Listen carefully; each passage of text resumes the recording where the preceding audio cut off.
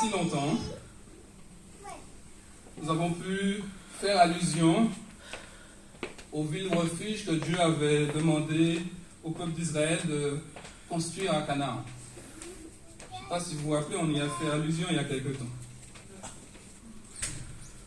Vous vous rappelez certainement donc que ces villes étaient là au cas où il y ait quelqu'un qui est tué involontairement, c'est-à-dire sans préméditation, il n'a pas préparé son coup, mais voilà, il y a eu un problème et peut-être un énervement, un mauvais geste. Et cette personne qui aurait tué avait la possibilité de se rendre dans ces villes refuges de façon à être protégé.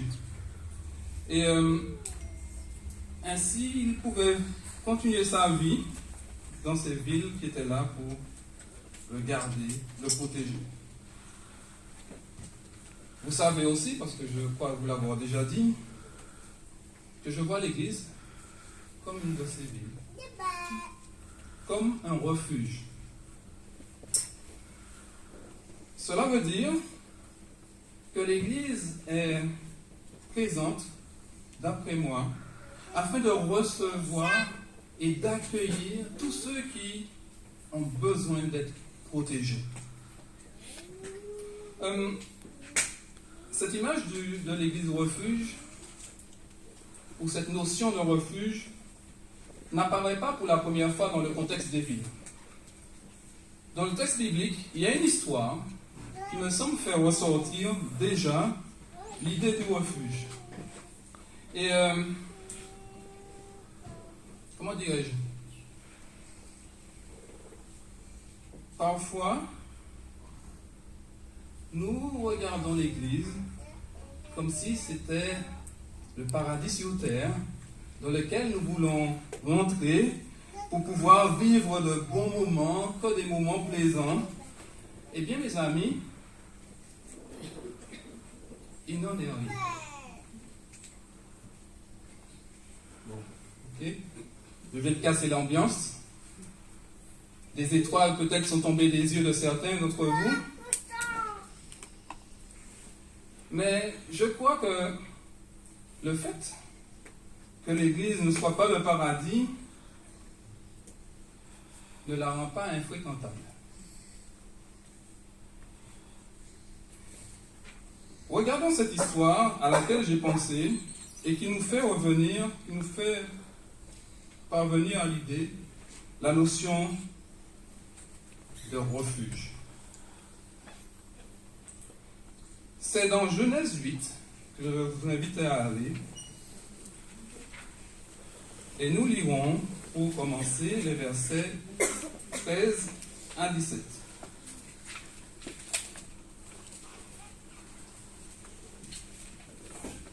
Genèse chapitre 8, versets 13 à 17. Le texte nous dit ceci. L'an 601, le premier jour du mois, les eaux avaient séché sur la terre. Noé retira le couvercle de l'arche et vit que la terre avait séché. Le 27e jour du deuxième mois, la terre était sèche.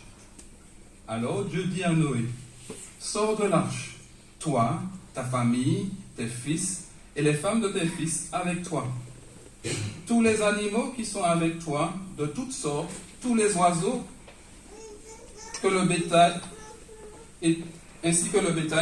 et toutes les bestioles qui fourmillent sur la terre, fais-les sortir avec toi, qu'ils peuplent la terre, qu'ils soient féconds et qu'ils se multiplient sur la terre.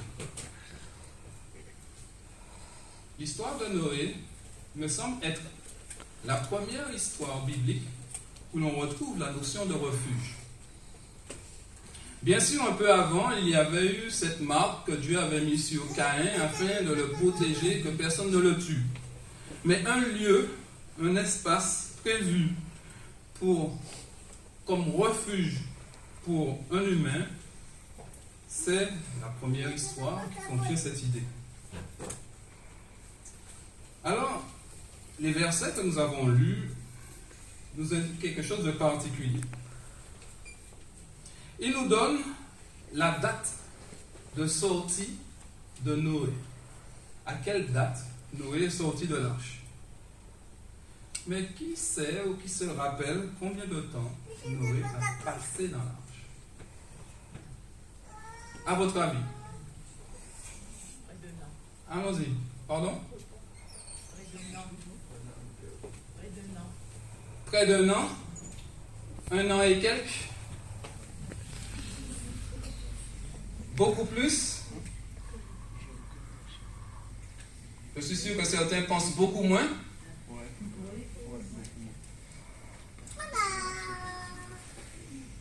Alors, combien de temps? Je veux vous inviter à lire le chapitre 7 au verset 6.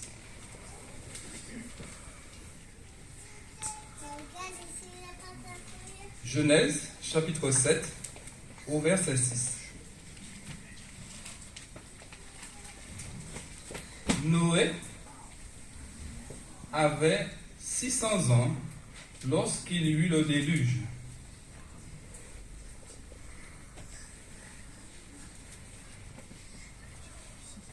Noé entra dans l'arche, lui et ses fils, sa femme et les femmes de ses fils avec lui, pour échapper au déluge. L'an, au verset 11, maintenant je vous invite à le lire, l'an 600 de la vie de Noé, le 17e jour du 2e mois, en ce jour-là, toutes les sources du grand abîme jaillirent et les fenêtres du ciel s'ouvrirent, et il y eut la pluie, etc.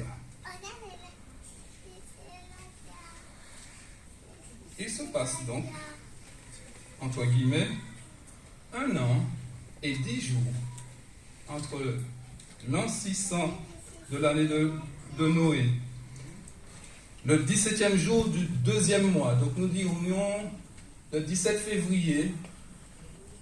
Je suis sûr que février n'existait pas à cette époque-là, mais c'est pas ça le truc. C'est juste pour que nous puissions... Le 17 février de l'an 600 de Noé, il rentre dans l'arche et le déluge arrive. Et le 27 février de l'an 601 de Noé, il sort de l'arche. Il s'est donc écoulé 375 jours entre le moment où Noé entre dans l'arche et le moment où il en sort. Pourquoi est-ce important de saisir que Noé a passé 1 an et 10 jours dans l'arche?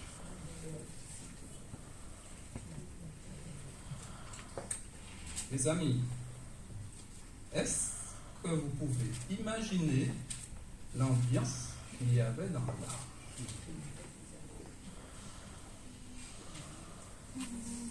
Ça sentait la rose, certainement. Et puis, on pouvait être tranquille, pouvoir parler, etc., etc. Ça devait être silencieux. Il n'y avait pas d'enfants, donc personne ne pouvait déranger. Vous imaginez que c'était ça l'ambiance dans l'arche? Quelle était l'ambiance dans l'arche? Quoi? Réjouissant parce que les animaux chantaient. Ah, réjouissant parce que les animaux chantaient et tout ça. Ok, Jerry. Je pense que ça, c'est l'impression du premier jour. Au bout d'une semaine, je ne sais pas si on parle de réjouissance, lorsque 24 heures sur 24, on a des bruits, lorsque 24 heures sur 24, on a les bonnes odeurs. Alors vous allez me dire oui, mais bon, on aère un petit peu, et puis ça va. Est-ce que vous connaissez le nombre d'ouvertures qu'il y avait dans l'arche? Combien? Une seule.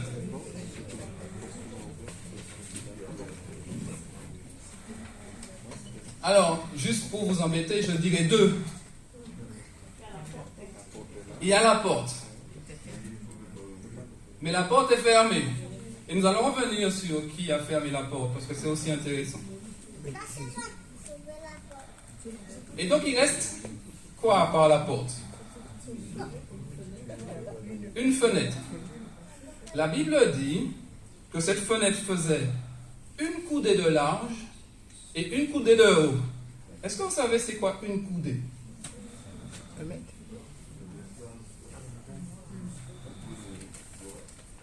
C'est ça une coudée. Environ 50 cm.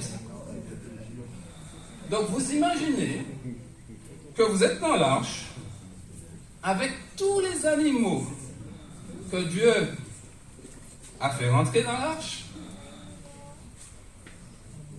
Pour certains animaux, il a fait rentrer une paire, pour d'autres, il en a fait rentrer 7. Donc après, je ne connais pas l'étendue du règne animal par cœur, mais les amis, je pense que là, il devait y avoir un peu foule quand même. Et qu'au milieu de cela, il y a là 4 hommes, 4 femmes qui doivent vivre.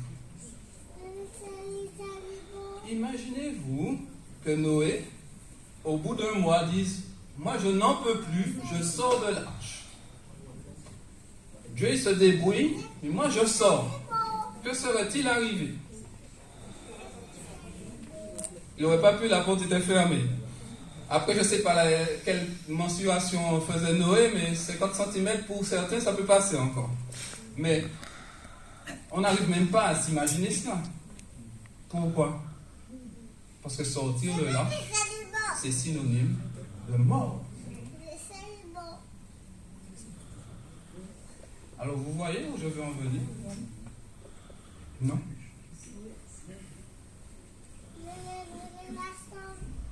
Si l'église est une arche,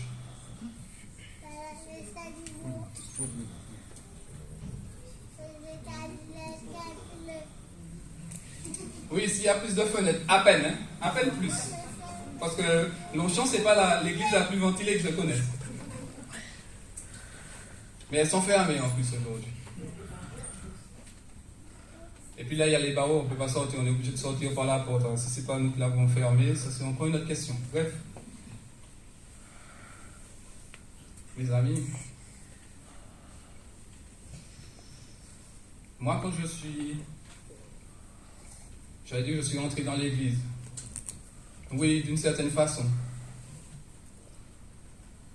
j'espérais vivre un long feu tranquille. Mais penser ça de l'église, c'est aussi inapproprié que de penser que l'on peut rentrer dans un service d'urgence et de trouver que des gens bien portants.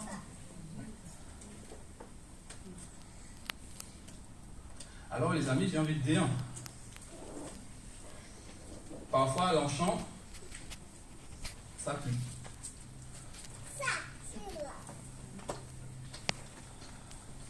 Non? Ah ouf! Je raconte n'importe quoi. Tant mieux. Ça, partout, sauf à Longchamp. Ok. Amen.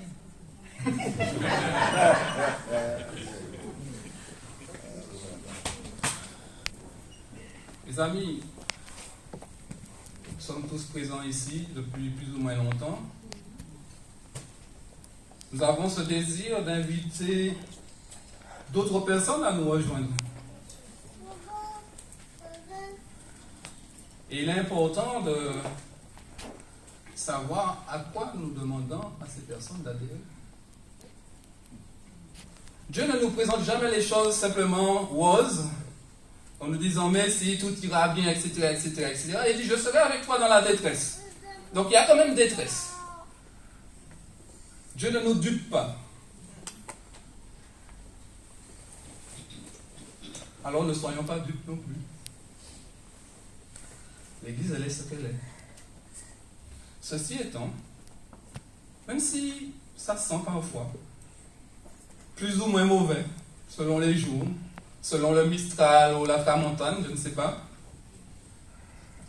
même si parfois on entend des bruits qui circulent de par-ci, par-là, qui ne nous laissent pas tranquilles, qui ne sont pas des bruits qui nous aident à trouver la paix. Eh bien, malgré ça,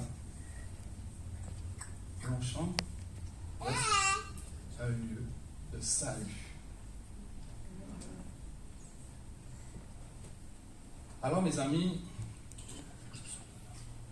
en plus de cela, avant d'avancer un petit peu, il y a quand même une différence assez intéressante qui me marque entre l'arche et l'église. Dans l'arche, Noé n'avait pas le choix. Les mauvaises odeurs étaient obligé de les supporter. Les bruits, il était obligé de les entendre et de les supporter.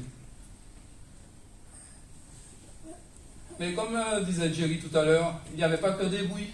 Il y avait parfois le chant des oiseaux, etc., etc. Donc, il y a aussi des moments agréables à vivre. Mais surtout, Noé n'avait pas le choix.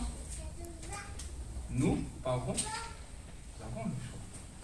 Pas le choix de sortir de l'arche, mais le choix d'influer sur les odeurs et les bruits qu'il y a dans notre église. Alors je veux vraiment nous encourager à être de ceux, comme le dit l'auteur des Hébreux, à être de ceux qui n'abandonnent pas leur assemblée. Et je veux vraiment nous encourager à ne pas non plus pousser d'autres à abandonner l'assemblée.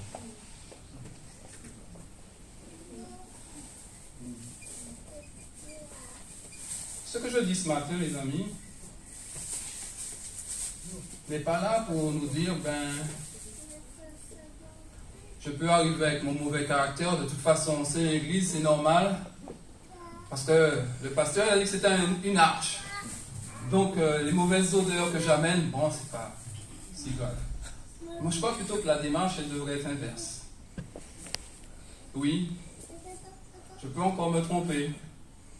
Oui, mon frère peut encore se tromper. Parce que quand c'est nous, on arrive à être plus ou moins conciliant avec nous-mêmes. Je peux encore rester, même si j'ai du mal, même si j'ai mal réagi, même si j'ai envoyé promener, même si, etc., etc. Mais lui, elle, non. Alors, mes amis, oui, nous sommes dans notre église responsables des mauvaises odeurs, des bruits. Mais c'est en étant présent et en cherchant chaque jour à nous améliorer que cette ambiance va elle aussi s'améliorer. Et de toute façon, quoi qu'il en coûte, quoi qu'il en soit, c'est le lieu du salut. Et de la même manière que, voilà, Noé, je pense que ça ne lui a pas traversé l'esprit. Même si, à la fin, vous voyez quand même qu'il a été un peu pressé d'en sortir quelque part. Hein? Il fait sortir l'oiseau tous les 7 jours pour être sûr que les choses se mettent en place. Mais lorsqu'il est pressé de sortir, c'est parce qu'il est pressé d'être, si on regarde l'image, dans la Canaan céleste, dans le port que Dieu a prévu pour lui. Et je crois que nous tous, nous sommes pressés d'être au port que Dieu a prévu pour nous, n'est-ce pas? Ceci étant, j'aimerais vraiment nous encourager à être présents dans nos communautés, à apporter ce que Dieu a mis dans nos cœurs, dans cette communauté, afin qu'il n'y ait pas que des mauvaises odeurs ou que du bruit, mais qu'il y ait des chants, des prières, du réconfort. Hébreux 10 au verset 24, juste avant de nous encourager à ne pas abandonner nos assemblées, l'auteur du livre des Hébreux dit ceci. Veillons les uns sur les autres pour nous inciter à l'amour et aux belles œuvres. Alors mes amis, cela me rappelle une histoire. L'histoire d'un pasteur qui visite une sœur, qui rend visite à une sœur. Et cette sœur d'interpeller le pasteur sur le fait qu'il n'y a pas d'amour dans l'église. Pasteur, il n'y a pas d'amour dans cette église. Je ne sais pas comment je peux faire, où je vais aller, mais je ne peux plus retourner dans cette église parce qu'il n'y a pas d'amour dans cette église.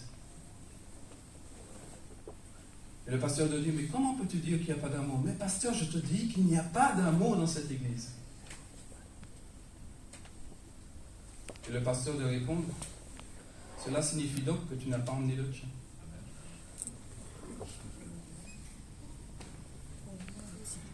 Alors mes amis, juste en résumé ce matin, oui, l'arche, l'église, c'est pas toujours tout rose. Mais c'est pas toujours tout noir non plus. Mais c'est quand même le moyen que Dieu a prévu pour que nous puissions continuer à avancer, que nous puissions développer notre caractère, arrondir les angles.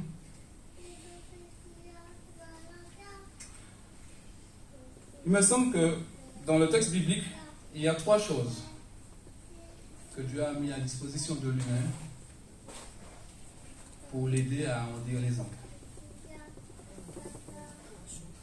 Le sabbat, jour particulier où, oui, nous sommes invités à être dans l'adoration, mais aussi à être dans la libération.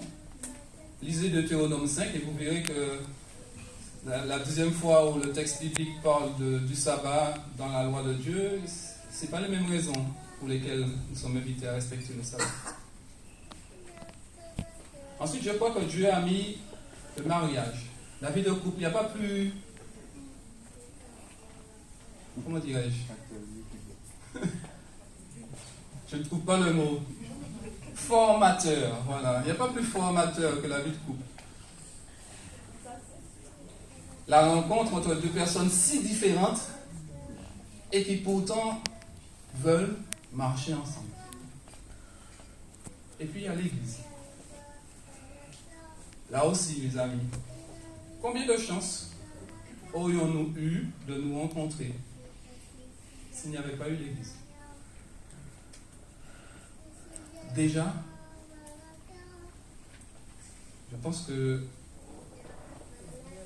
j'étais bien dans ma petite Martinique. Après, j'étais bien aussi à Lyon. Je ne sais pas pourquoi j'aurais mis les pieds à Marseille. Peut-être pour chercher la mer. Mais... Quoi? Pour grandir. Oh, je pouvais faire ça très très bien à Lyon aussi. Il y a très peu de chances qu'on se rencontre. Dieu a prévu cette église. Que nous puissions être là aussi pour rencontrer des personnes tellement différentes. Tellement d'origines. Là, si je demande de dire vos origines, je ne sais pas combien on serait de cultures différentes, de pays différents, etc., etc. Tout ça pour nous aider à former notre caractère, à savoir accepter l'autre, à savoir collaborer avec des personnes différentes. Et en ce matin, donc, j'aimerais que nous retenions, oubliez tout ce que j'ai dit si vous voulez, mais retenez une chose. Dieu a prévu l'Église pour notre salut. Et il souhaite que nous puissions y vivre malgré les moments compliqués que nous pouvons traverser à travers elle. Nous aurons peut-être à résoudre des problèmes que nous n'aurions pas tout seuls, mais en même temps, nous aurons aussi la possibilité d'être ensemble pour résoudre des problèmes que nous n'aurions pas si nous étions en groupe. Alors je vous invite à être en groupe. Je vous invite à manifester et à renforcer encore votre appartenance. Et je vous invite à rester dans l'arche jusqu'à ce que Dieu revienne. Amen. Ah, et la porte du coup. Ah oui, j'ai oublié la porte. Parenthèse sur la porte. Oui, j'avais promis une parenthèse sur la porte. Je ne sais pas si vous avez remarqué, mais dans le chapitre 7 au verset 16, le texte prend le temps de nous dire que c'est Dieu qui ferme la porte. Dieu fait cela, à mon avis, parce qu'il ne veut pas que Noé ait cette responsabilité. Il ne veut pas que Noé ait sur la conscience d'avoir fermé la porte alors que dehors il y a cousins, cousines, il y a peut-être les parents, il y a les voisins, il y a les potes. Mais pour moi aujourd'hui, à travers l'Église, ce que ça me dit, c'est que Dieu est celui qui est responsable d'ouvrir ou de fermer la porte de l'Église à qui il veut. Amen. Ce n'est pas du tout mon rôle et je veux croire que chacun d'entre nous a bien conscience que ce n'est pas le sien non plus. Acte 2, 47 dit, le Seigneur ajoutait chaque jour à l'Église ce qui était servi. C'est lui le responsable d'ouvrir ou de fermer.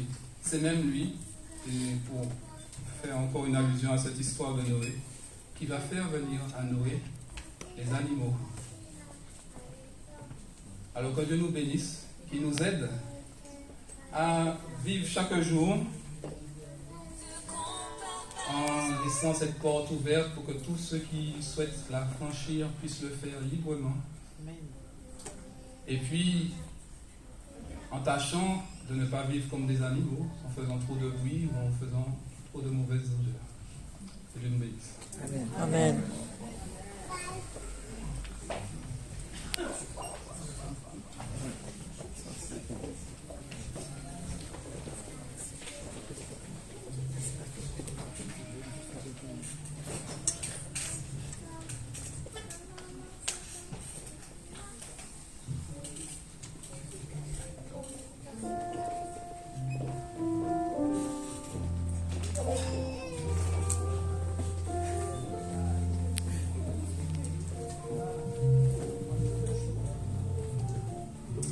Afin de clôturer notre temps de rencontre, je vous invite à vous tenir debout tandis que nous chantons ensemble. Seigneur, toi que je me tourne. Je veux